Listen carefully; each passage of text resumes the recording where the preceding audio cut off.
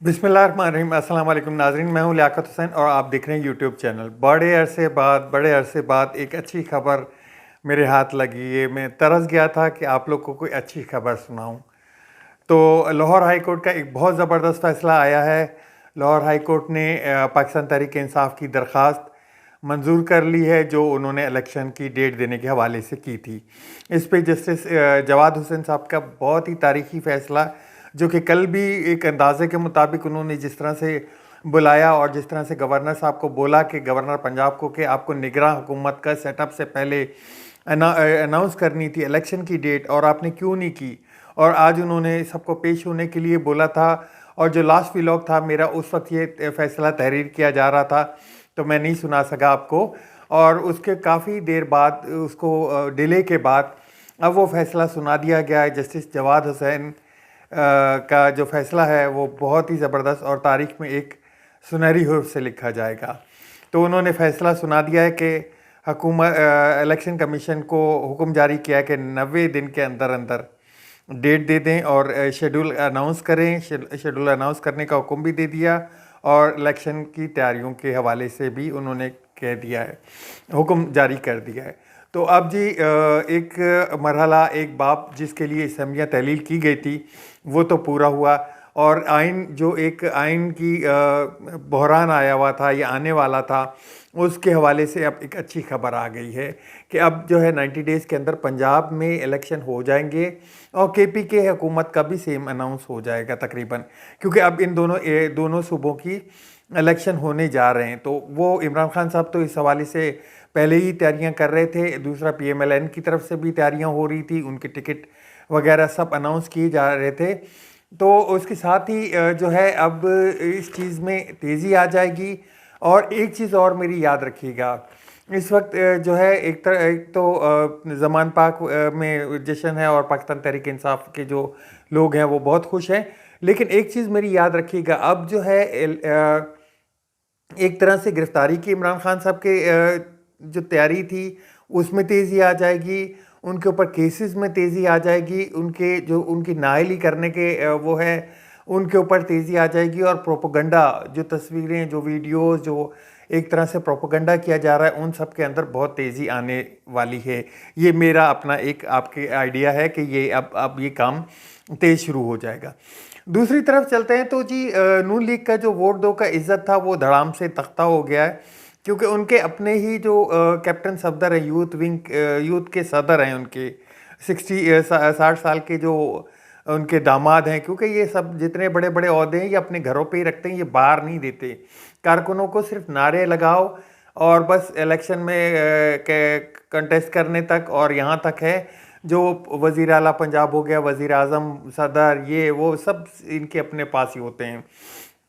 तो उन्होंने आज एक बड़ा ज़बरदस्त फैसला, वो बात की कि जी वोट दो का इज़्ज़त का जो नारा था उनका, वोट को इज़्ज़त दो का नारे के ऊपर उनकी बहुत पजीराई मिल रही थी, लेकिन उस बयानी का तख्ता इन्होंने खुद पलटा। और मैं अक्सर लोगों को याद कराता रहता था कि जी ये हमारा वो है, लेकिन इसके ऊपर कोई अमल दरामद नहीं हुआ। और इसके ऊपर सबसे बड़ी जो ज़रब लगी वो उस दिन लगी जब इन्होंने बाजवा साहब को एक्सटेंशन के लिए वोट डाले। दूसरी जो बड़ी बात है वो ये कि इन्होंने ये बयानियाँ बनाते ही इसलिए कि जब इनका मफाद फंसता है ये बयानियाँ बनाते हैं, और जैसे ही मफाद इनका पूरा होता है तो ये बयानियाँ छोड़ देते हैं। तो उस बयानी को दफनाने में इन्होंने मरीम नवाज़ के ऊपर कहा कि मरीम नवाज़, मुझे नहीं लगता कि इस अब आने वाले इलेक्शन में जो है वो वज़ीर आज़म बन पाएंगी। मैं नहीं देख पा रहा कि वो वज़ीर आज़म बन पाए। लेकिन जो वोट दो की इज़्ज़त के नारे के साथ पार्टी ने खुद किया है वो बहुत ही बुरा किया। और उन्होंने इसके साथ ही, क्योंकि अब इस वक्त जो है पाकिस्तान मुस्लिम लीग नून के पास कोई बयानियाँ नहीं है। कभी वो पुराने जजेस पे हमला करते हैं, कभी वो एक्स जर्नल्स के ऊपर हमला करते हैं, कभी इस्टेब्लिशमेंट के हवाले से बोलते हैं, हुकूमत में भी खुद हैं, कभी महंगाई का रोना खुद ही रोने शुरू कर देते हैं। मरीम नवाज़ ये कहते हुए नज़र आ रही हैं कि जी 1 रुपया भी कम हुआ तो आपको कम मिलेगा। मेरे अब्बू जो हैं वो लंदन में बैठ के बड़े परेशान होते हैं, तो परेशान होते हैं तो मत कीजिए आप महंगाई भी तो आप ही कर रहे हैं ना। अभी जो हालात हैं, जो IMF से मुआहदा हुआ है, मुआहदा जो हुआ है वो भी हुकूमत हमें बता रही है, जबकि इसकी कंफर्मेशन हमें कहीं और दूसरी जगह से नहीं मिल रही है। तो वो अब तक जो है वो हुकूमती अरकान हमें बता रहे हैं कि जी हमारा मुआहदा हो गया है, दस्तखत हो गए हैं, मंजूरी हो गई है, जबकि बाकी चैनल्स जो हैं, बाकी जो है कहीं से भी हमें इस चीज़ की कंफर्मेशन नहीं मिली है कि जी मुआहदा हुआ है या नहीं हुआ है। इस चीज़ की कोई कंफर्मेशन नहीं आ रही। लेकिन आज इसहाक डार साहब ने 174 अरब रुपए के मज़ीद टैक्सेस लगाने का ऐलान कर दिया, मिनी बजट का ऐलान कर दिया, साथ में पेट्रोलियम प्राइसेस के हाइक का ऐलान कर दिया, बिजली और गैस के बिल बढ़ाने का भी उन्होंने अंदिया दे दिया। साथ में मार्केट के अंदर जो है इस वक्त हर चीज़ पे 10-10, 20-20 रुपए जो खुर्दनोश की अशिया उनके ऊपर बढ़ चुके हैं, और जो बाकी चीज़ें हैं वो भी बढ़ चुकी हैं तकरीबन। और आने वाले दिनों में माहिरीन ये खदशा ज़ाहिर कर रहे हैं कि अगर ये आगे चला तो मार्च बहुत मुश्किल हो जाएगा। इसका जो इम्पेक्ट है वो मार्च में देखने को मिलेगा। तो ये मार्च जो है वो इंतहाई सख्त आने वाला है, और इलेक्शन की भी अब 67 डेज़ के अंदर अंदर इलेक्शन भी हो जाएंगे।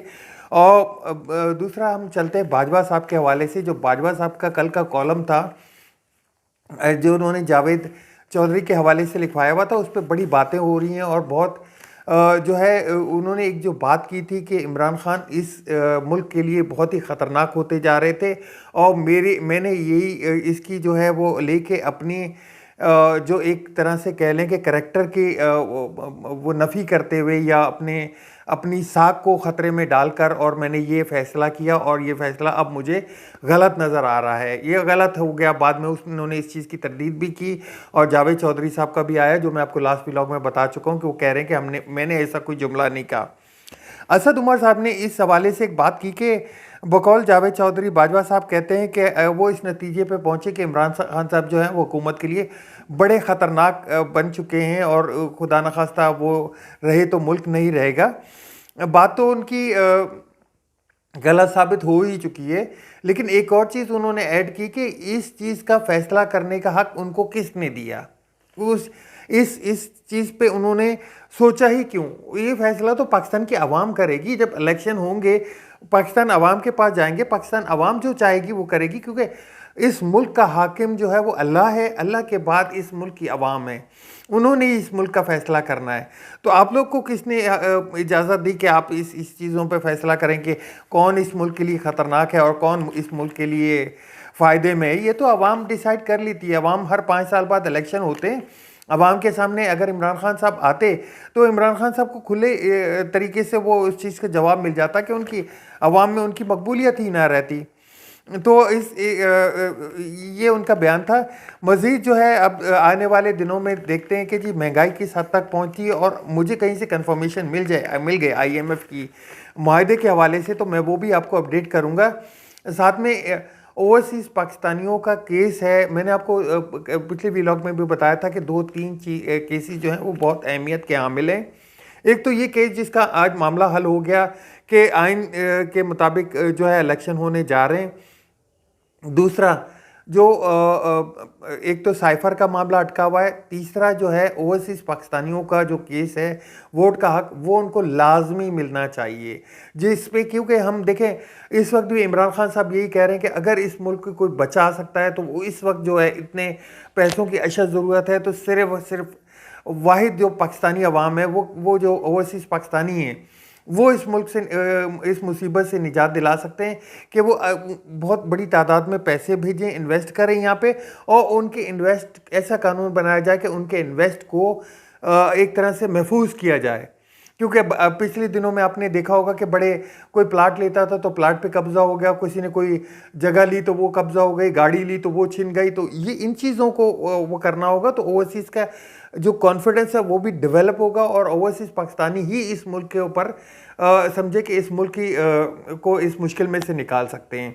अब तक के लिए इतना ही, मिलते हैं नेक्स्ट व्लॉग में। अल्लाह हाफिज़, पाकिस्तान जिंदाबाद।